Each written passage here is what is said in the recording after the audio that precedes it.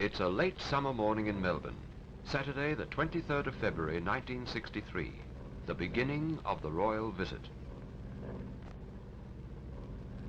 For many it's a working morning, but all over the metropolitan area thousands more are preparing for a special outing. After all, it isn't very often that they can go off to see the Queen.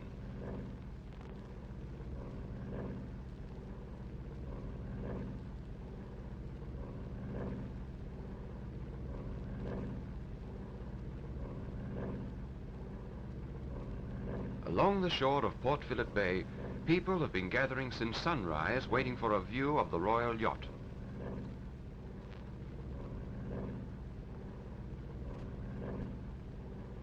And here she is, a beautiful sight with an escort of hundreds of yachts and powerboats. The first salutes of welcome are heard as the Britannia enters the River Yarra.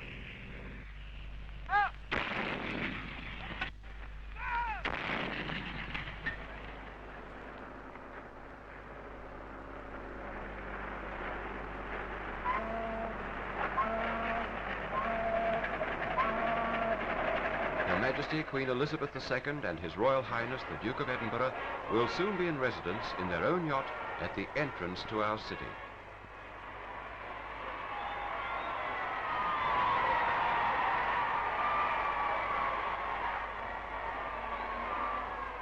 Here's the first appearance of Her Majesty's personal flag.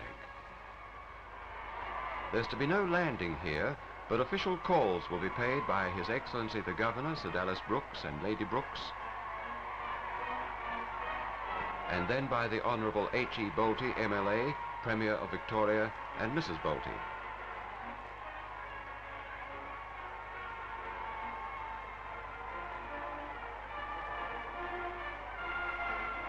The royal visitors will presently travel up the Yarra by royal barge to the Henley Lawns and will land there.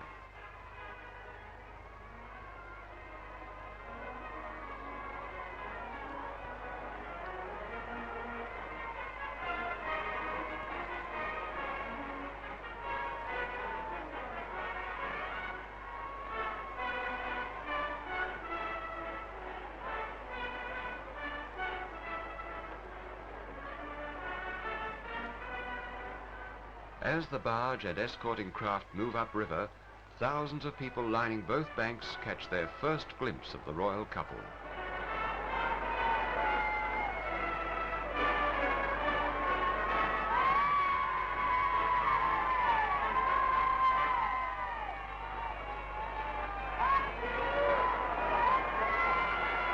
The Henley landing area has become one of the busiest places in Melbourne.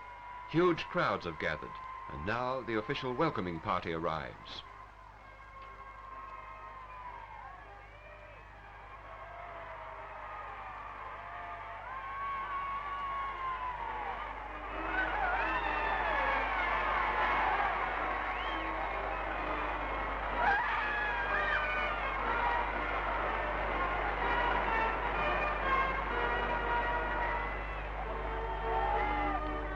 As the royal barge swings in towards the landing stage, everything is in readiness.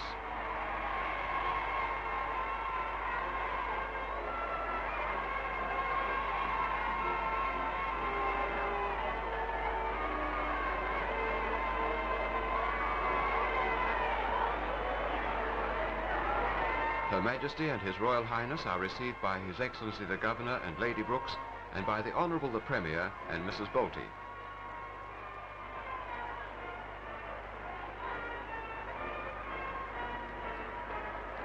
With such a crowd to contend with, the photographers are having a grueling time. Even the pressmen with their walkie-talkie sets are on the run. Accompanied by the naval officer in charge, Commodore Rhodes, Her Majesty walks towards the dais.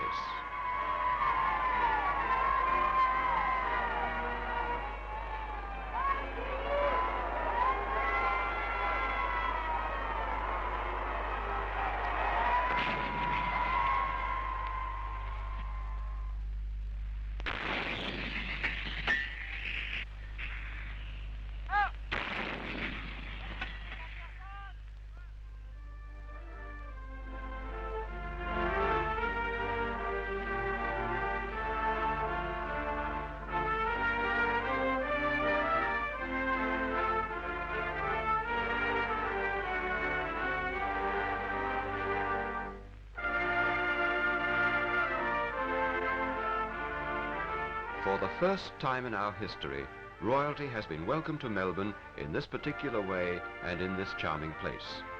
The people have really enjoyed this royal progress by barge.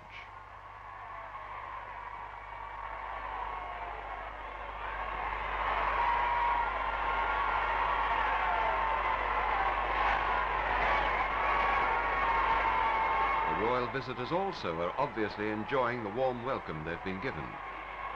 Everyone seems to be smiling and the weather's perfect. There's good planning for you. The first visit of this tour is to Flemington Racecourse, where Her Majesty and His Royal Highness can always be sure of an enjoyable afternoon. They're received by the chairman of the Victoria Racing Club, Mr. Ross Gray-Smith and Mrs. Gray-Smith.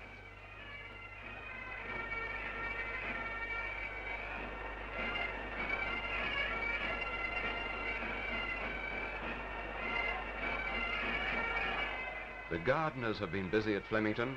The garden beds are ablaze with colour, and the crowd looks very colourful too. The ladies can always be relied upon to provide an interesting fashion parade in these attractive surroundings, and today they've excelled themselves.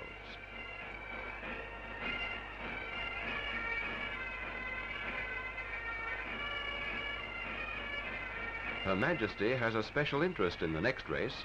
It's been named for her the Queen's Cup.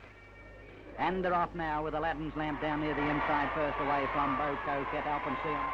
There's more excitement than usual as Her Majesty will present the trophy. Making their runs together, 50 yards to go, and Rio David has just got his head in front of Aladdin's lamp, and River Saint on the outside. Aladdin's lamp has got his head in front and wins the money. Aladdin's lamp first, Rio David second. And the winner has been announced. Aladdin's lamp at 20 to 1, raced by professional golfers Kel Nagel, Peter Thompson and Norman von Nider.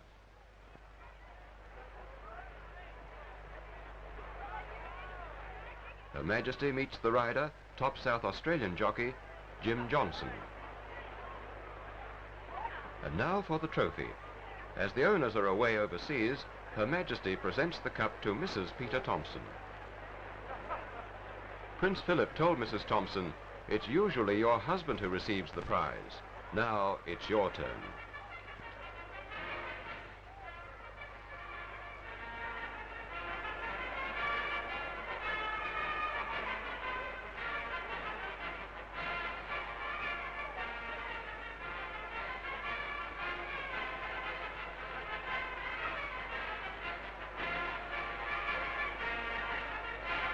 After some more interesting events, the royal visitors prepare to leave. The day's events are not yet over, as there's a state reception tonight at the Melbourne Town Hall. So Her Majesty and His Royal Highness make their farewells and prepare to return to the royal yacht.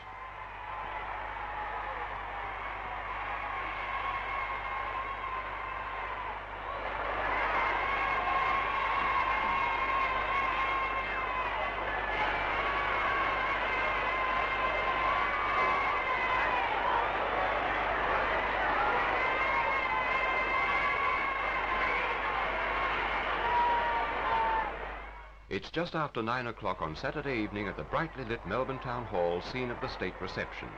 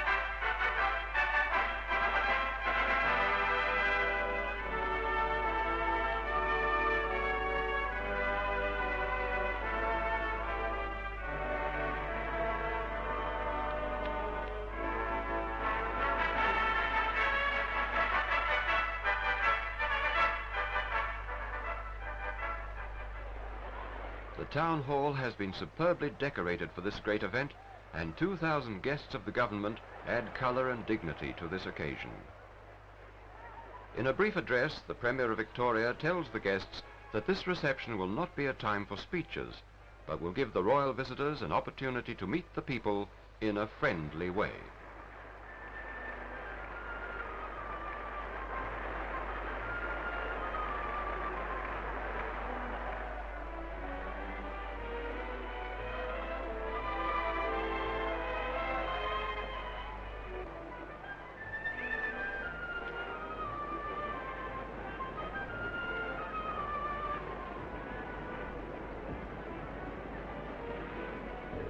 Her Majesty and His Royal Highness spend much time moving amongst the guests and speaking with them.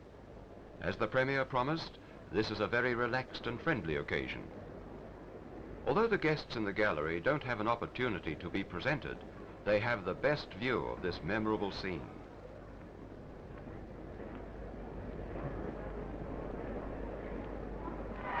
And so the first day of the royal visit draws to a happy and colourful close.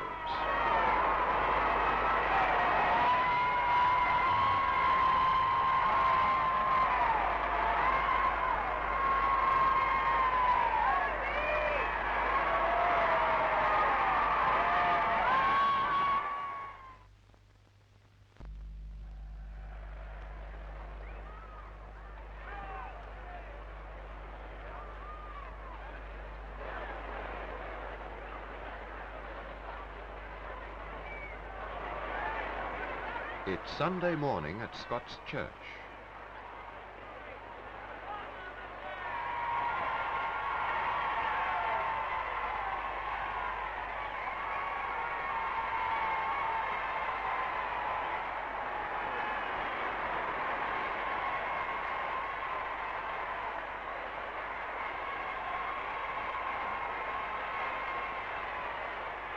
Her Majesty and His Royal Highness are received by the Right Reverend A. Crichton Barr, Minister of Scot's Church.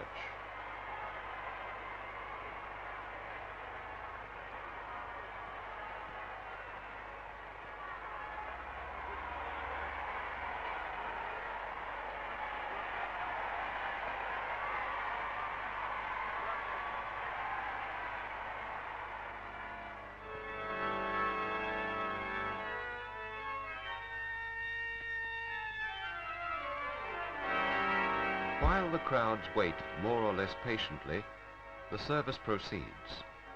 His Royal Highness reads the lesson, and before the visitors leave, Her Majesty unveils a memorial window and mosaic wall commemorating the service and sacrifice of those members of the congregation who served and fell in 2 world wars.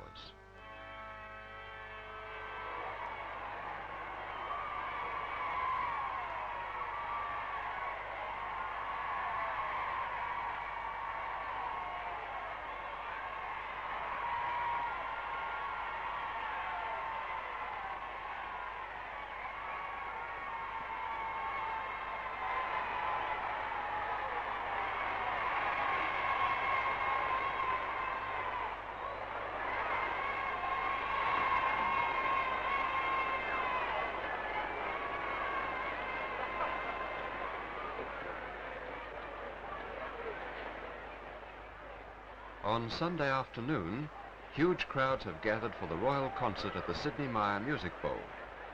The bowl itself, with its striking architecture, is one of the new things that Her Majesty will find on this return to Melbourne.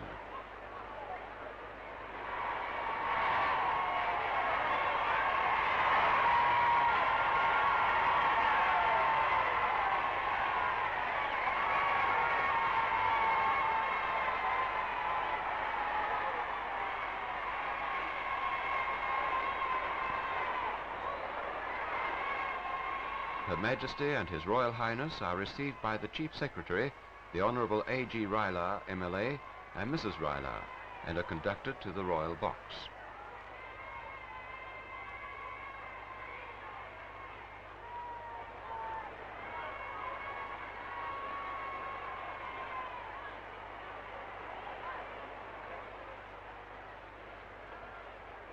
From the high lawns above the bowl, the scene is a remarkable one. This is the largest crowd we have ever seen here. It's a crowd in holiday mood, enjoying the warm, sunny afternoon in one of Melbourne's most beautiful garden settings.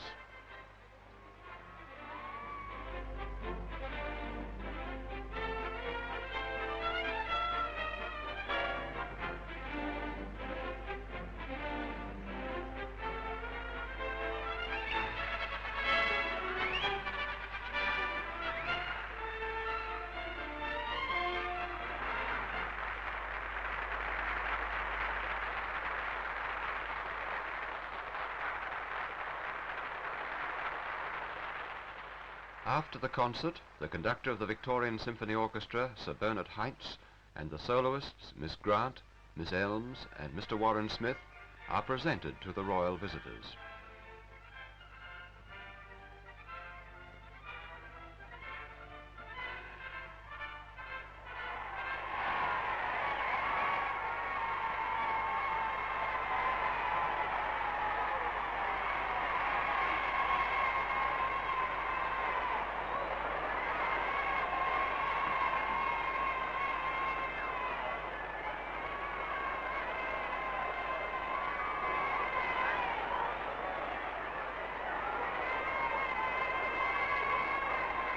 Already we've come to Monday morning, the final day of the royal visit. Her Majesty will receive and will reply to an address of welcome from the Right Honourable the Lord Mayor of Melbourne, Councillor Sir Maurice Nathan.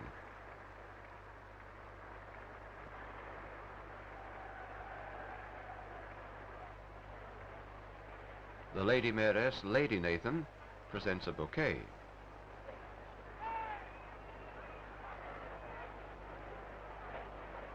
The town clerk, Mr. F.H. Rogan, and Mrs. Rogan are presented.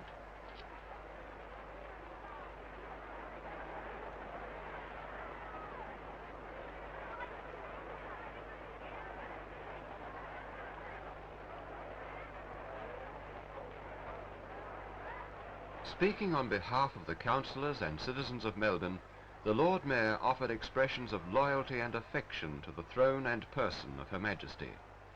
He expressed a wish that Her Majesty and His Royal Highness, together with Prince Charles, Princess Anne, and Prince Andrew, might be endued with good health, and that Her Majesty's reign might be blessed with peace, happiness, and prosperity. We extend to Your Majesty and to His Royal Highness, the Duke of Edinburgh, a sincere and heartfelt welcome to our city.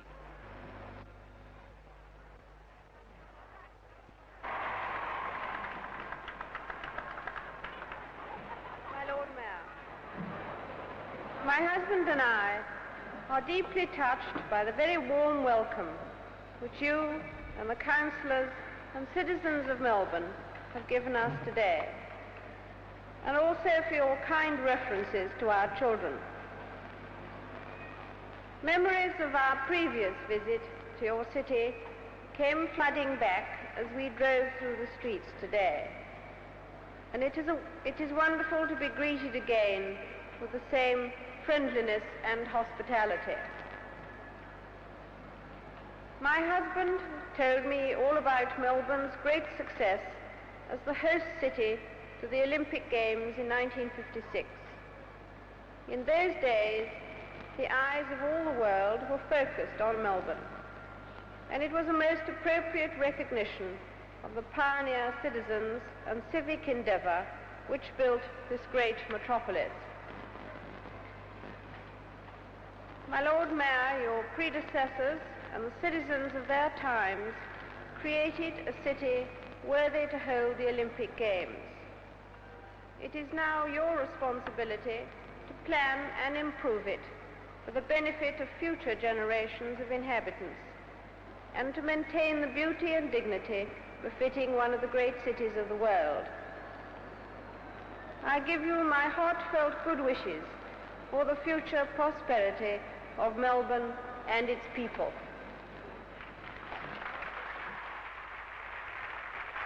With the formal greetings over, the royal visitors see a splendid procession of floats, bands, and marching girls.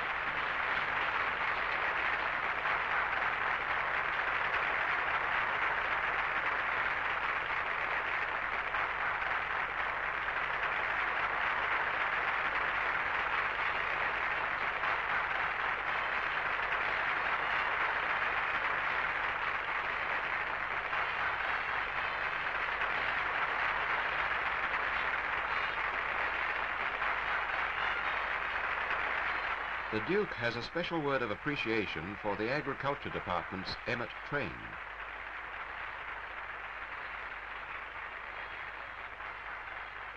And no wonder.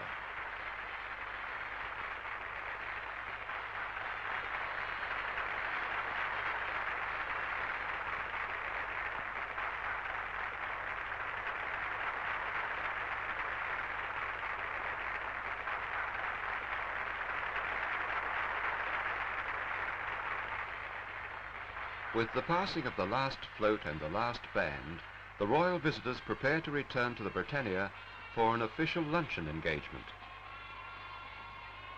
Thousands of cheering, waving children are well to the fore in the dense crowds which throng the route back to the yacht.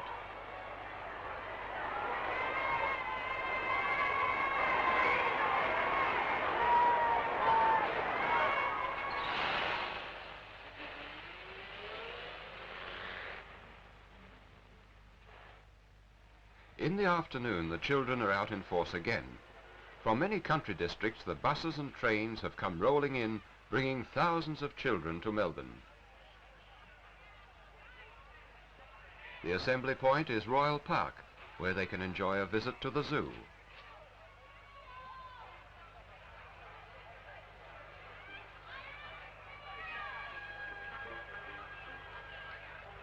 From about 1 o'clock, they begin to line the route which the royal couple will take on their way to open the Royal Children's Hospital nearby.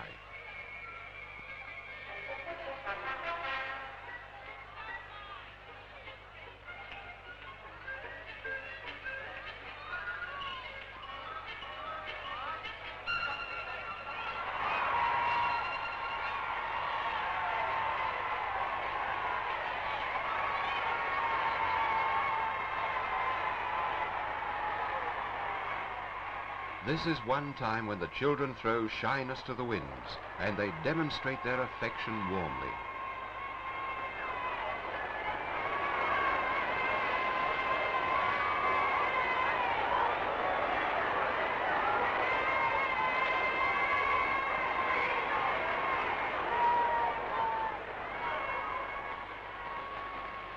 And now Her Majesty goes on her way to open the new Royal Children's Hospital in Parkville. The official guests are waiting, and the whole hospital seems to be in a state of suppressed excitement. For everyone connected with the hospital, it's a great day. The complex arrangements are complete to the last tiny detail. Now they just have to work.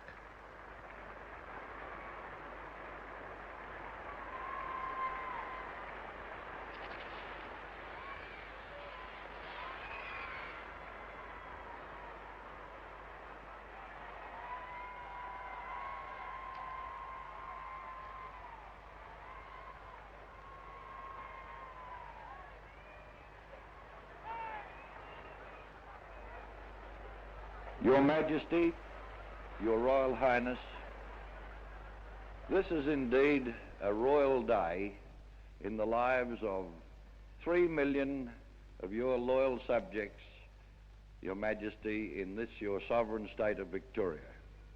It would be superfluous for me to assure you of the loyalty and affection in which you're held in this state, because over these 3 glorious days you've had ample opportunity of seeing the demonstrations from the people themselves.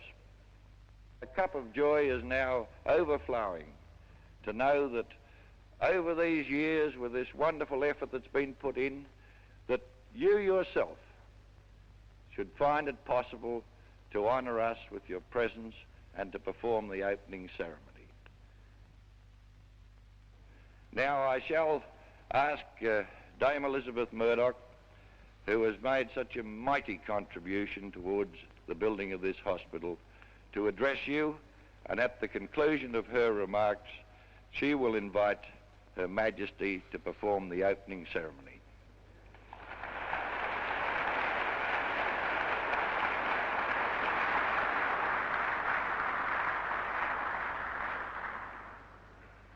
Your Majesty, Your Royal Highness, Mr. Premier, Mrs. Bolte, ladies and gentlemen, This is a most exciting day for all of us, and one which we have been waiting a very long time. At last we see this splendid new building completed in most, if not quite all, its glory. The Committee of Management records its warmest gratitude to all our magnificent friends and supporters who, in the last 6 years alone, have raised £1.5 million for this tremendous project.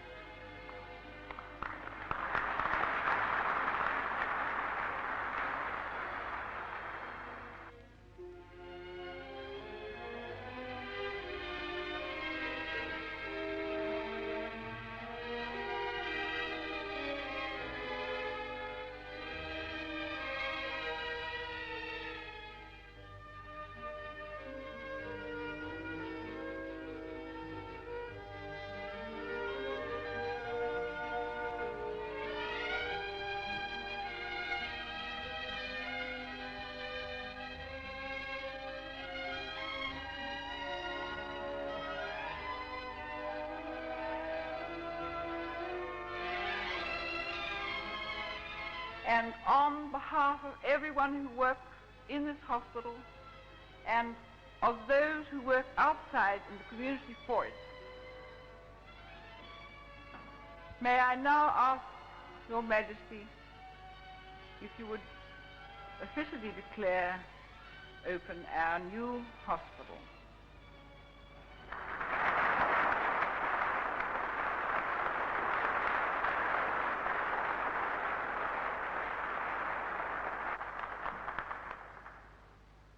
Mr. Premier, the Royal Children's Hospital, which I have been asked to open today, stands as a monument to the humanity and public spirit of the people of Victoria and to the energy and devotion of your hospital committee. New buildings are going up on every side, but there could be no better illustration of the deep-rooted British and Australian tradition of service to others than this fine new hospital. Prosperity means nothing unless it is translated into a fuller, happier and healthier life for every section of the community. Mr. Premier, I am most grateful to you and to Dame Elizabeth for your kind welcome to us today and for the opportunity to visit this splendid hospital. To the doctors, nurses and staff, I send my warmest good wishes for a successful future. And to the children who are patients here, I send my love and pray that you will soon recover and be able to return to your families. It gives me great pleasure to declare the Royal Children's Hospital open.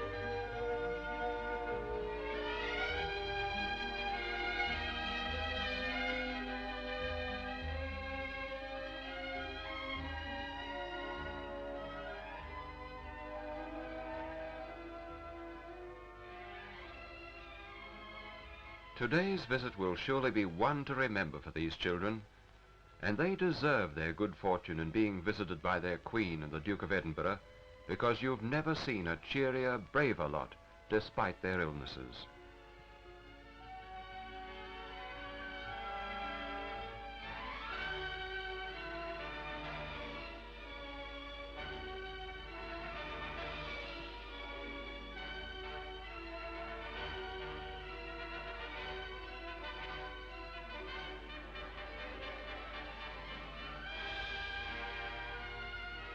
Today, everyone is so proud of the new hospital.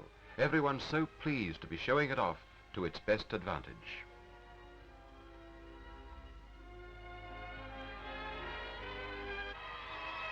But even the best of visits comes to an end. The new hospital's open, and already we've seen children working and playing their way back to health.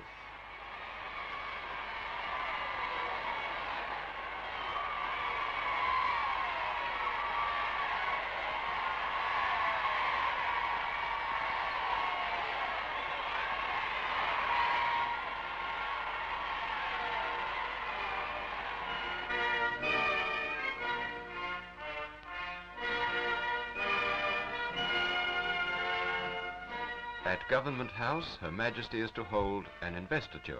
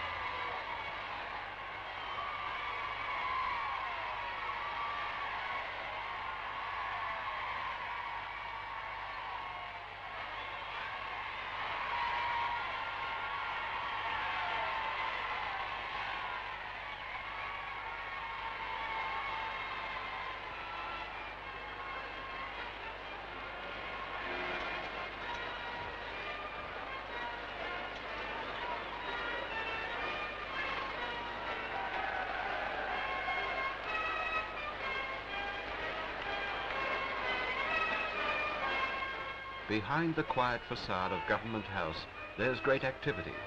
For after the investiture, there's to be the state dinner to be given by His Excellency the Governor and Lady Brooks.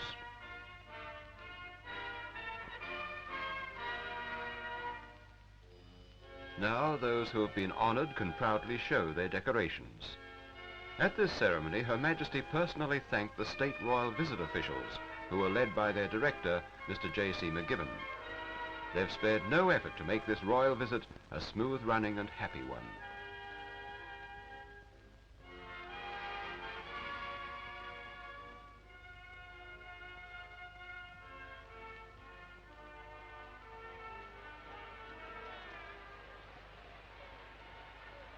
No one knows where the time has fled to on these 3 fascinating days, but now it's 10 o'clock on the final evening.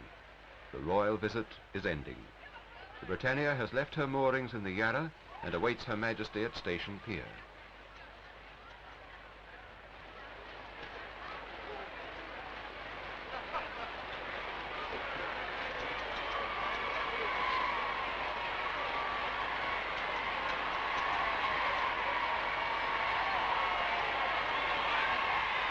This has been a gay, sunny visit, crowded with memorable occasions and brilliant functions.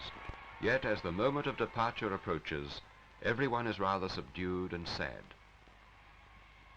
Then, as the Britannia draws away from the pier, the tension breaks. The final farewell is warm and spontaneous.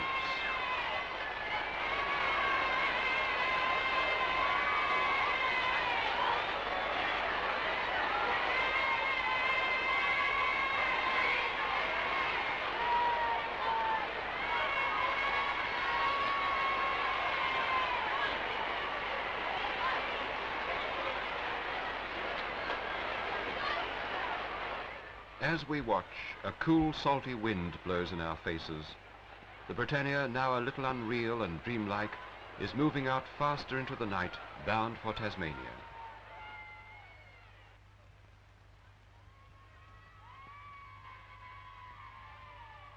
Goodbye. We enjoyed your visit, and we hope you were happy with us here in Melbourne.